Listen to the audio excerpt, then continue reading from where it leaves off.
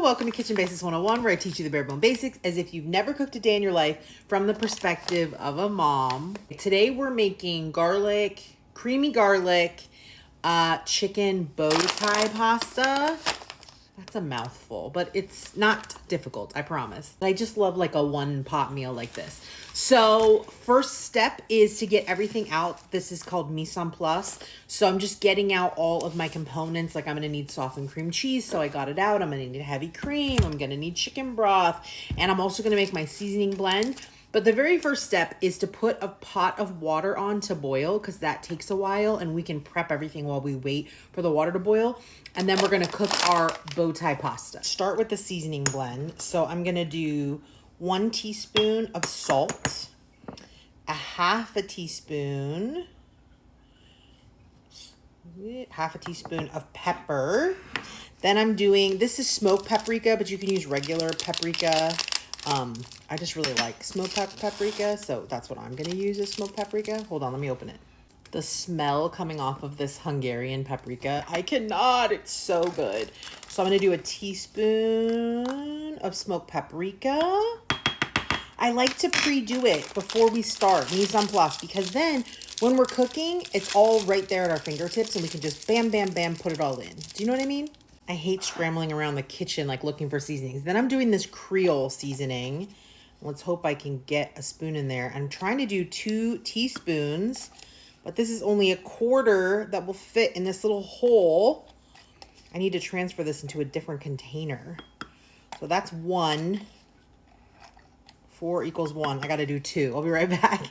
And just remember when you're doing seasonings that this has to season the chicken, the pasta, and the sauce. So it's quite a bit of seasoning. So I'm just giving it a little stir, combining it all together. Next step for me is I'm going to grate my mozzarella and my parm. But if you bought pre-grated mozzarella and parm, then you can skip this step. But I like to grate it myself when I can, if I have the energy to, because I just think that it melts better and it tastes better and it's less expensive. Or I can use higher quality cheese, you know what I mean? And obviously having a cheese grater makes that worthwhile. Before I had a cheese grater, I was using a lot of pre-shredded cheese because if I had to stand with a box grater and do this, I probably wouldn't do it. But you can see that was a, I think 8-ounce block of cheese, and seconds, it's done. That was a cup of mozzarella, and now I'm doing a half cup of parm. Okay, now we're gonna prep the chicken into bite-sized pieces. Now, if you can buy chicken that's already in bite-sized pieces to cut down on your prep time, great. It's definitely gonna cost you a little bit, but I'm gonna show you how to prep the chicken. So these are 2 chicken breasts, beautiful. You could use, if you like, dark meat, you could use also like thighs. And the good thing about thighs is they're very moist. So thighs will add lots of really good moisture and like fat. So the way I do it is I trim it first into, so it's nice and clean. And then I go down the length of the breasts. So the breast looks like this, and I'm cutting down the length of the breast like this, okay, into strips. This is how I make bite-sized pieces, into strips, right? And then I cut those strips into little chunks across the other way. And if it's difficult to do as a group, like with them together, like if you're having difficulty, I have this really new nice sharp knife, which I've been loving. If you're having difficulty, then just do them as single pieces like this. So I did them long ways into long strips, and then I'm just taking those long strips and cutting them into little bite-sized chunks. Now, your bite size can be however you want. Super thick, super thin, your choice. Just try to make them relatively even so that they cook up in the same amount of time.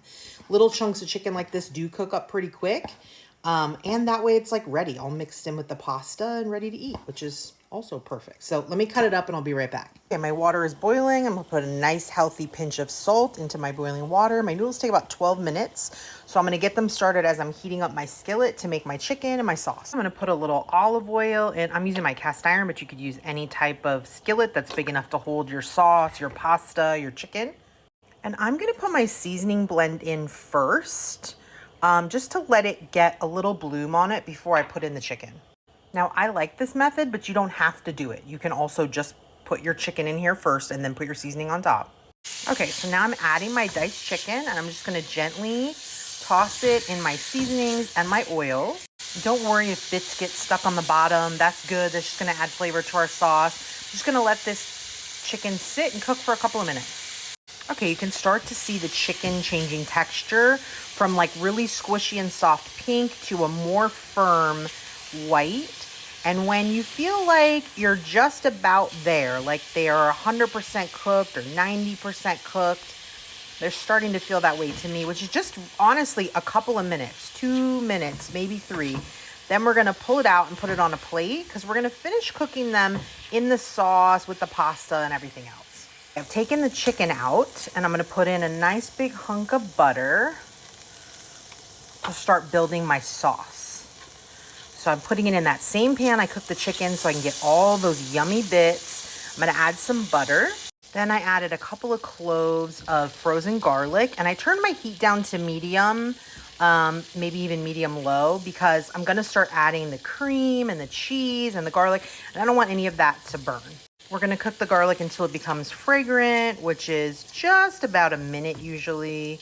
Maybe a smidge more if you're using the frozen like I am. Then I'm gonna add a cup of chicken broth, chicken stock. I'm actually using chicken bone broth.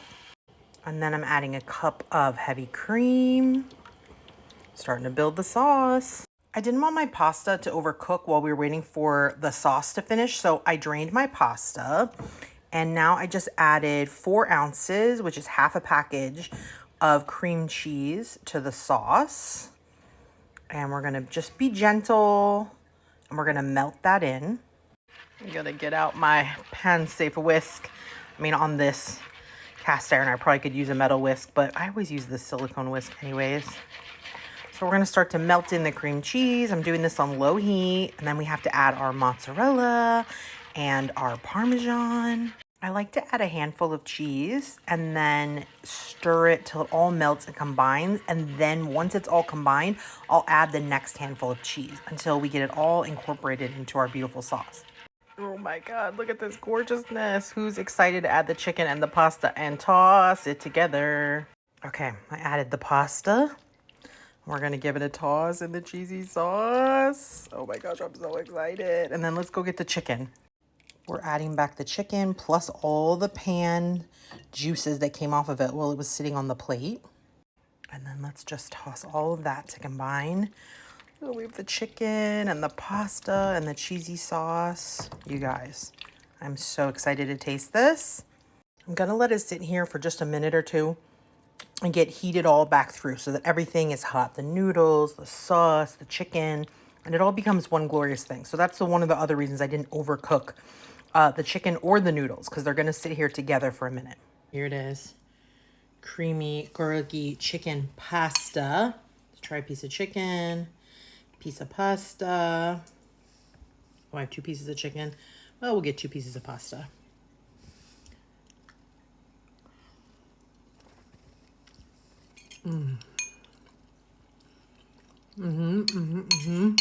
Absolutely delicious. For me, just a touch salty. So I would probably pull back a little bit on the salt in the blend, like in the original one. I pull back on that salt a little. But other than that, really good. A little bit spicy, creamy, chickeny, savory, really delicious. All came together in one pan. A little bit of a labor of love. Cream sauces always are. Really delicious. Just a smidge salty for me, but I'm salt sensitive, so it could be that.